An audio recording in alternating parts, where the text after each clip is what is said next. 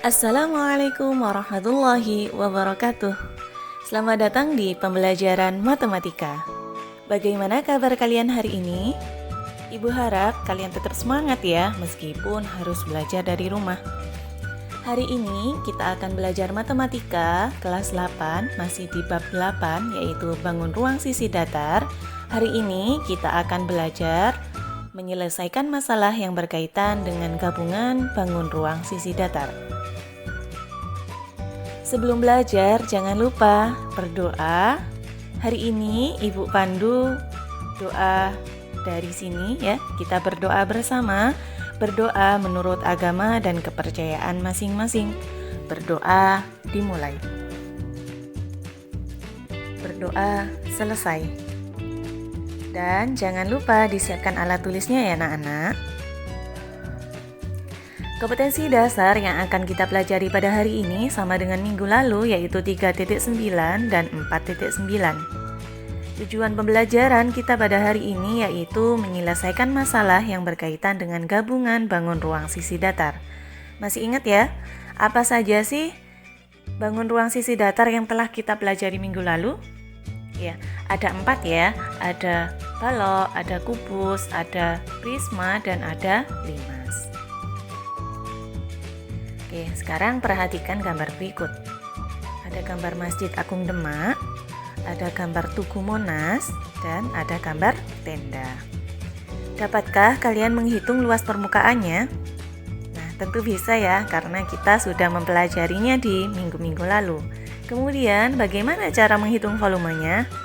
Karena ketiga gambar ini merupakan gabungan dari bangun ruang sisi datar, maka kita bahas bersama-sama. Contoh yang pertama,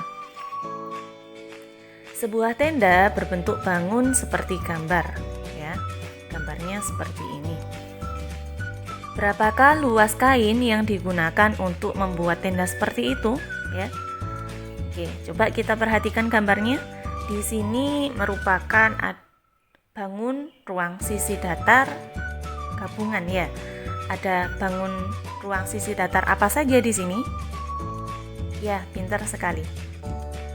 Nah, tenda di samping terbentuk dari balok dan prisma. Baloknya yang bawah dan prismanya yang atas ya. Nah, Ibu ilustrasikan seperti ini. Bila Ibu potong, gambarnya akan ada balok dan ini gambar yang pertama dan ada prisma. Langkah awal kita akan mencari luas permukaan bagian 1 yaitu balok. Kemudian nanti dilanjutkan dengan mencari luas permukaan yang bagian 2 yaitu prisma. Luas permukaan balok tanpa alas dan tutup. Kenapa tanpa alas dan tutup? Karena yang ditanya adalah luas kain yang digunakan untuk membuat tenda ya. Jadi di sini kainnya hanya ada di sampingnya saja ya, tanpa alas dan juga tanpa atap. Nah, karena di sini luas permukaan tanpa alas dan atap itu terdiri dari 4 persegi panjang, di mana di sini ada 2 pasang persegi panjang ya. Maka di sini Ibu tulis 2 kali AB kali AE ya. Ini persegi panjang yang sebelah sini, AB kali AE itu 2 kali ya. Kemudian ditambah lagi 2 kali dari BC kali CG. Ini persegi panjang yang sebelah sini dan ini ya. Kita substitusikan karena di sini sudah diketahui ya, panjang AB-nya 6, BC-nya 10, CG-nya 0,5. Begitu juga dengan AE, BF-nya adalah 0,5. Kita substitusikan seperti ini. Nah, karena ada operasi bilangan di dalam kurung, maka kita operasikan dulu yang di dalam kurung. Sama dengan 2 kali 6 kali 0,5 adalah 3, ditambah 10 kali 0,5 adalah 5. Sama dengan 2 kali 8, 2 kali 8 adalah 16. Ingat satuannya di sini karena ini tenda ya, kita pakai satuan real yaitu meter. Maka di sini untuk bangun yang pertama, luas permukaan balok tanpa alas dan tutup hasilnya adalah 16 meter persegi. Luas permukaan prisma tanpa EFGH. Karena EFGH ini kalau dalam tenda kan nggak ada ya. Nah, maka di sini luas permukaan prisma tanpa EFGH. Apa saja yang dibutuhkan? Nah, di sini tinggal sepasang segitiga ini ya, sama ini, kemudian ditambah dengan luas dari persegi panjang FG, JI, dan begitu juga EH, JI. Oke, kita substitusikan. Luas segitiga adalah setengah alas kali tinggi, dan sedangkan di sini FGJI ada berbentuk persegi panjang, maka luasnya adalah panjang kali lebar. Kita substitusikan. Alas dari segitiga ini adalah 6 dan tingginya 4 ya. Kemudian panjang dari FGJI-nya 10 dan lebarnya ini, loh kok bisa 5 Bu, dari mana ya? Masih ingat teorema Pythagoras? Nanti bisa kalian buktikan sendiri. Untuk mencari FI ya, di sini sudah Ibu tentukan yaitu 5. Caranya bagaimana? Kita perhatikan yang segitiga ini ya. Ini karena tinggi segitiganya adalah 4, kemudian alasnya di sini 6.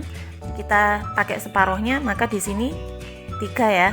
Nah, antara sisi 4 dan sisi 3, kemudian di sini yang dicari adalah sisi miring, maka 4 akar dari 4 kuadrat ditambah 3 kuadrat. Ya, hasilnya adalah 5. Nanti bisa kalian hitung kembali.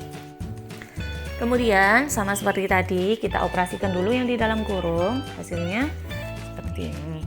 2 kali 12 ditambah 2 kali 50 sama dengan 24 ditambah 100.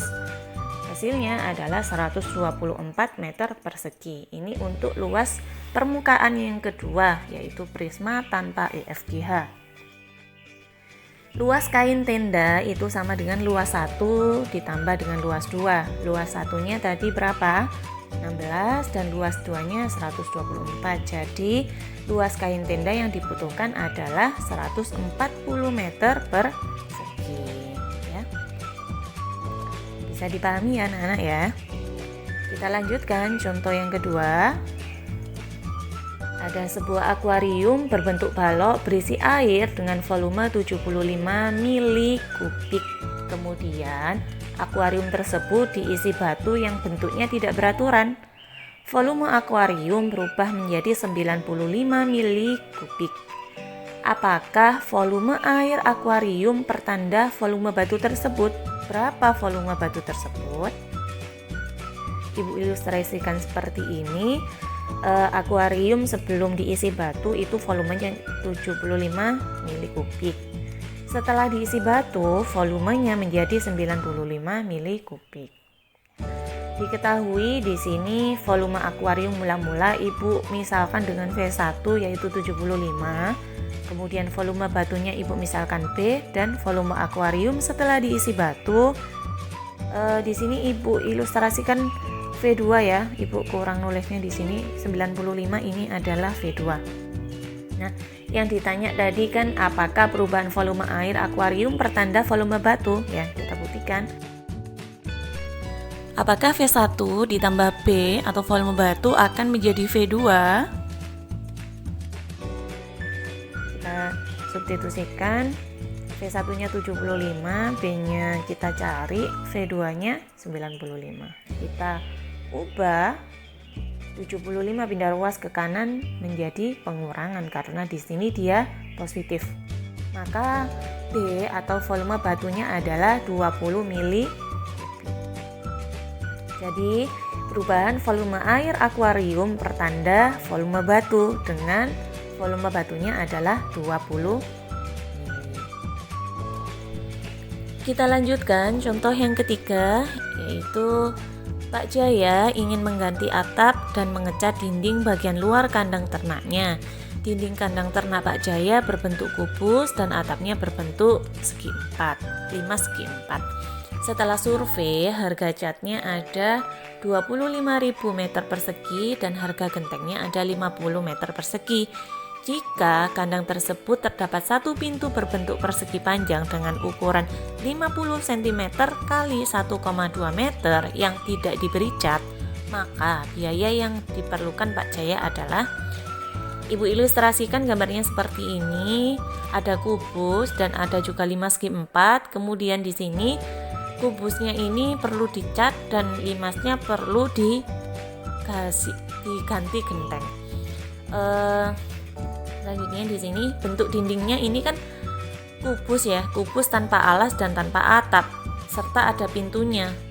Nah, karena pintunya ini tidak perlu dicat, maka untuk mencari luas permukaan dindingnya sama dengan 4 kali luas dinding. 4 kali karena dindingnya ada 4 sisi ya di sini, dikurangi dengan luas pintu. Karena dindingnya di sini berbentuk tadi kan kubus ya, maka di sini dindingnya berbentuk persegi. Luas dari persegi adalah sisi kali sisi atau sisi pangkat 2. Untuk luas pintunya tadi disebutkan di sini pintunya berbentuk persegi panjang. Maka di sini panjang kali lebar. Ingat, di sini satuannya berbeda ya, ada cm dan ada meter. Kita samakan semua menjadi meter. Maka di sini 50 cm harus kita ubah menjadi satuan meter. Berapa? Iya, benar. 0,5 meter. Kita substitusikan ya. Sisinya, sisi dari dinding ada 2, maka di sini Ibu tulis 2 pangkat 2 dikurangi 0,5 kali 1,2.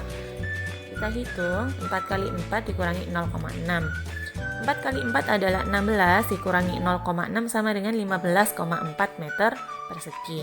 Jadi luas dinding dari kandang tersebut adalah 15,4 meter persegi. Selanjutnya kita akan mencari luas permukaan dari atap, karena atapnya ini nanti mau diganti genteng oleh Pak Jaya. Kita cari bentuk atapnya. Kandang tersebut adalah 5×4 tanpa alas ya, sehingga luas permukaannya sebagai berikut. Luas atap sama dengan 4 kali luas sisi tegak. Sisi tegaknya di sini berbentuk apa? Pintar, berbentuk segitiga. Maka di sini Ibu tuliskan 4 kali setengah kali alas kali tinggi. Setengah kali alas kali tinggi ini adalah luas dari segitiga. Kita substitusikan.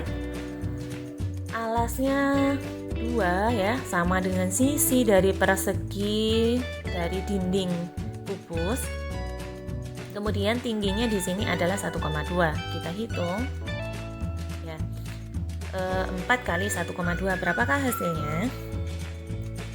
4,8. Setelah kita mencari luas permukaan dinding dan atap, sekarang kita hitung berapakah biaya yang dibutuhkan oleh Pak Jaya. Dengan demikian, biaya yang dibutuhkan Pak Jaya adalah mengecat dinding, maka di sini kita perlu luas dinding dikalikan dengan harga cat ditambah dengan luas atap dikali harga genteng. Kita substitusikan, tadi sudah kita hitung ya. Luas dindingnya 15,4 dikali 25.000. 25.000 ini harga cat, kemudian di sini luas atapnya tadi 4,8 dikali harga gentengnya 50.000 per meter. Hasilnya adalah 385.000 ditambah 245.000. Hasilnya kita jumlahkan, biayanya ada 625.000. Jadi biaya yang diperlukan Pak Jaya untuk merenovasi kandang adalah 625.000. Itulah tadi pembahasan kita pada gabungan bangun ruang sisi datar. Sekarang Ibu kasih latihan soal, nanti dikerjakan dan jangan lupa dikumpulkan di tautan yang sudah tersedia di Teams maupun di grup WhatsApp kelas kalian masing-masing. Di sini ada rumah mainan berbentuk gabungan dari prisma segitiga dan balok seperti gambar di bawah ini. Gambarnya seperti ini, lengkap dengan ukurannya ya. Pertanyaan yang pertama yaitu volume rumah mainan tersebut adalah, jangan lupa di sini adalah gabungan bangun ruang sisi datar, yaitu dari prisma segitiga dan balok. Nanti dicari satu-satu kemudian dijumlahkan ya. Pertanyaan yang kedua, luas permukaan rumah mainan tersebut adalah. Dan pertanyaan yang ketiga, jika dinding dan pintu rumah mainan tersebut akan dicat ulang dengan biaya catnya 20.000 per sentimeter, maka biaya yang dibutuhkan untuk membeli cat adalah, ingat di sini pertanyaan yang ketiga, itu yang dicat hanya dinding dan pintu ya, tanpa atap. Jadi jangan sampai salah menghitung ya anak-anak ya. Selamat mengerjakan, semoga nanti hasilnya sesuai dengan apa yang kalian inginkan. Terima kasih telah mengikuti pembelajaran pada hari ini. Semoga ilmu yang kita pelajari pada hari ini bermanfaat. Jangan lupa tetap di video pembelajaran matematika minggu depan. Ibu akhiri. Assalamualaikum warahmatullahi wabarakatuh.